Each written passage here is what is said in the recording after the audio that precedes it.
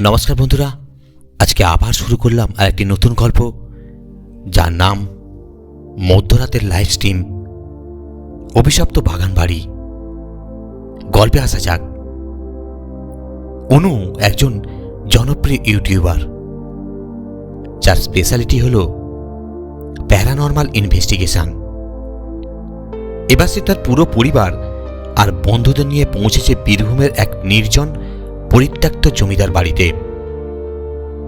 রাত তখন প্রায় 12টা হবে। অনু তার ফোনের ক্যামেরা অন করে ইউটিউবে লাইভ শুরু করল। ক্যামেরার সামনে অনু বেশ উত্তেজিত। পাশে দাঁড়িয়ে তার বন্ধু রাহুল আর একটা বদমাস ছেলে নীল। নীল একটু চঞ্চল স্বভাবের। সে বারবার অনুর পর চিরঞ্জিতকে চিরু বলে ডাকে এবং চিরুর সঙ্গে মজাও করে। চিরঞ্জিত বাবু গম্ভীর মানুষ। সে বারবার নীলকে বলছে, নীল, এসব জায়গায় নাম ধরে অত চেঁচিও না। কিন্তু নীল কি আর শোনে? সে সমানে বলে যাচ্ছে, আরে চিরু ভূত থাকলে তো আমাদের ক্যামেরায় ধরা দেবে। পেছনে অনুর দুই বোন অঞ্জলি আর কল্পনা ভয়ে একে অপরকে জড়িয়ে ধরে আছে, আর বড়দিদি পিঙ্কি আর একমাত্র দাদাভাই চঞ্চল একটু দূরে টর্চ নিয়ে চারপাশটা দেখার চেষ্টা করছেন। লাইভ চলাকালীন হঠাৎ করেই কমেন্ট বক্সে ঝড় উঠল। দর্শকরা লিখছে, অনু, তোমার পেছনে ওটা কে দাঁড়িয়ে? অনু চমকে পেছনে তাকালো।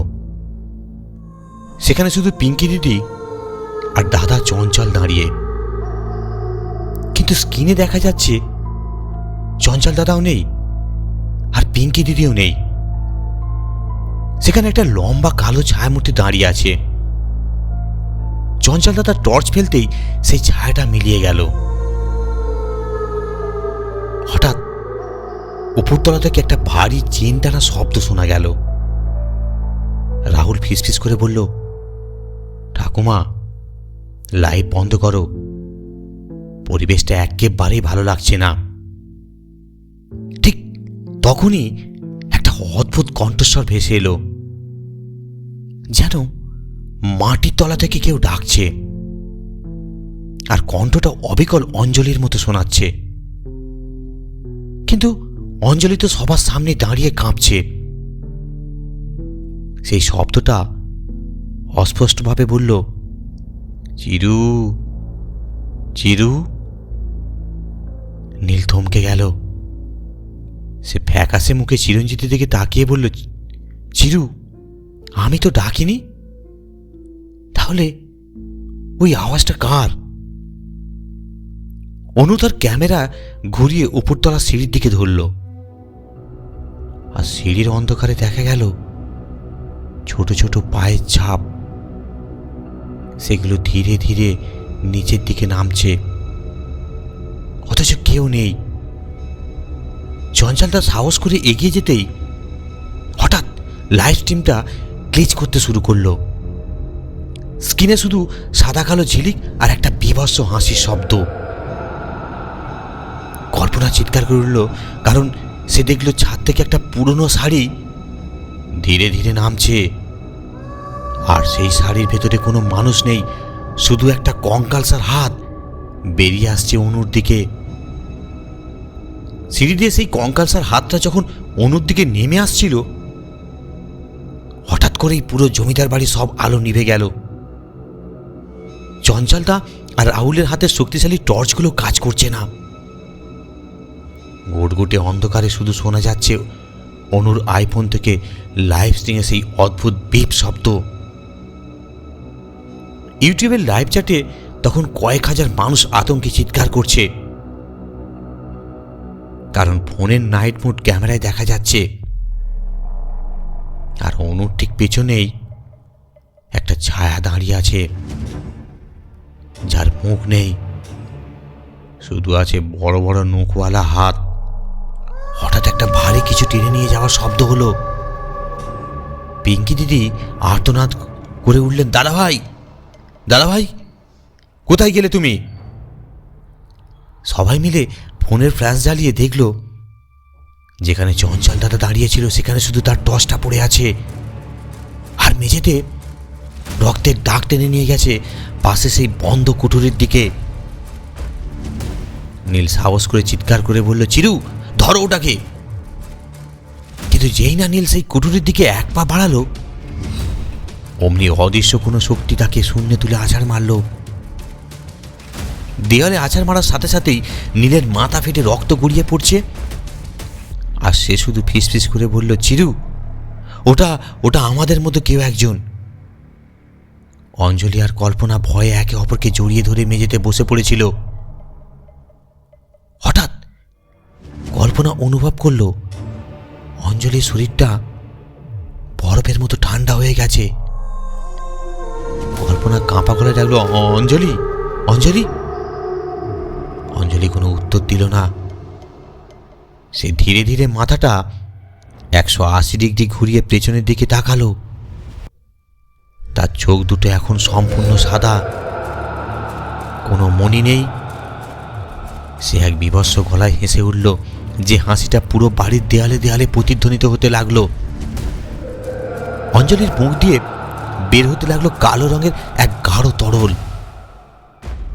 সে অনুর দিকে তাকিয়ে বলল, লাইভ করবি? আয়, আমার মরণটা লাইভে দেখাবি, আয়। রাহুল আর পিঙ্কি দিদি যখন পিছু হটছে তখন দেখা গেল চিরঞ্জিত একদম স্থির হয়ে দাঁড়িয়ে আছে। তার চোখে কোনো ভয় নেই, বরং একটা অদ্ভুত শূন্যতা। অনু চিৎকার করে বলল, চিরঞ্জিত, কিছু করো, অঞ্জলির কি হলো? চিরঞ্জিত ধীরে ধীরে পকেট থেকে একটা পুরনো তামাটে নকশা করা আয়না বের করলো। সে আয়নায় যখন অঞ্জলির প্রতিচ্ছবি পড়ল, দেখা গেল আয়নার ভেতরে অঞ্জলি নেই। সেখানে দাঁড়িয়ে আছে 100 বছর আগে পুড়ে মরা এক নারী। সেই অতৃপ্ত আত্মা এবার গুম গুম করে বলে উঠল, চিরু, তুই আমাকে চিনতে পারিসনি? আমি তো তোর জন্যই অপেক্ষা করছিলাম। সবাই বুঝতে পারল এই জমিদার বাড়ির সাথে চিরঞ্জিতের পরিবারের কোনো এক অন্ধকার অতীত জড়িয়ে আছে, যা সে সবার কাছে লুকিয়েছিল। অঞ্জলির দেহ দখল করা সেই অশুভ আত্মা যখন চিরঞ্জিতের দিকে এগোচ্ছিল, তখন পুরো বাড়িতে একটা পচা লাশের গন্ধ ছড়িয়ে পড়েছিল। অনু তখনও কাঁপা কাঁপা হাতে ক্যামেরা ধরে আছে, আর ইউটিউবে তখন কয়েক লাখ মানুষ এই জীবন্ত নরক দেখছে। হঠাৎ উপরতলা সেই বন্ধ কুটিরের দরজাটা মটমট করে ভেঙে পড়ল। দেখা গেল চঞ্চল দাদাকে শিকল দিয়ে ছাদ থেকে ঝুলিয়ে রাখা হয়েছে, আর তার সারা শরীরে নোকের আঁচড়। রাহুল আর চিরঞ্জিত দৌড়ে গিয়ে তাকে নিচে নামিয়ে আনলো। চঞ্চল আধো গলায় বলল, ওরা একজনকে চায়, একজনকে না নিয়ে ছাড়বে না। ঠিক সেই মুহূর্তে অঞ্জলি একলা পেশে অনুকে আক্রমণ করতে গেল, আর চিরঞ্জিতকে ধাক্কা দিয়ে সরিয়ে নিলে নীল মাঝখানে এসে দাঁড়ালো। নীল জানতো চিরঞ্জিতের সাথে এই আত্মার কোনো পুরনো শত্রুতা আছে, আর অনুকে বাঁচাতে হলে কাউকে একটা ঝুঁকি নিতেই হবে। নীল চিৎকার করে বলল, চিরু, অনুকে নিয়ে পালাও, আমি একে থামাচ্ছি।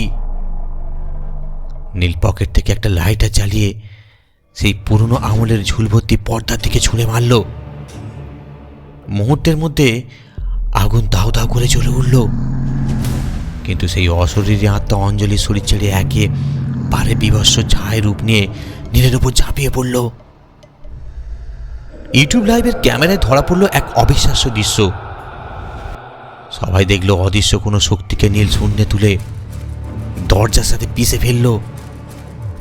নীলের আর্তনাদ পুরো চত্বর কাঁপিয়ে দিল, কিন্তু নীল মরার আগে শেষবারের মতো হাসলো আর বলল, অনু, অনু, আমার নামটা মনে রেখো, আমি ধূসর।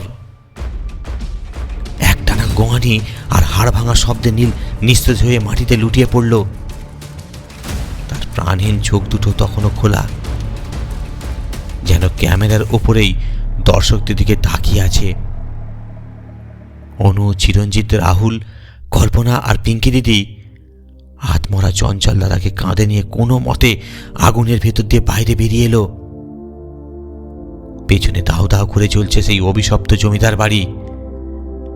বাইরে বেরিয়ে অনু দেখল তার ফোনটা তখনও অন, লাইভ স্ট্রিমিং চলছে, কিন্তু ফোনের স্ক্রিনে এখন আর কমেন্ট আসছে না। স্ক্রিনে শুধু একটা ঝাপসা ভিডিও ফুটেজ দেখা যাচ্ছে। সেই জ্বলন্ত বাড়ির জানালা দিয়ে দেখা যাচ্ছে নীল দাঁড়িয়ে আছে, আর তার পাশে সেই ছায়াটা। নীল যেন হাত নেড়ে বিদায় জানাচ্ছে। হঠাৎ স্ক্রিনটা কালো হয়ে গেল, আর শেষ একটা শব্দ শোনা গেল, সাবস্ক্রাইব করতে ভুলো না। গল্পটা এখানেই শেষ। নীলের মৃত্যু এই আনন্দ ভ্রমণকে এক চিরস্থায়ী দুঃস্বপ্নে বদলে দিল, আর চঞ্চল দাদাকে ফিরে পাওয়া গেলেও সে আস্তে আস্তে আগের মতো স্বাভাবিক কথা বলতে পারল। ধন্যবাদ। গল্পটি কেমন লাগলো আপনাদের? আশা করি ভালো লাগবে। আপনারা সুস্থ থাকুন, ভালো থাকুন এই কামনাই করি।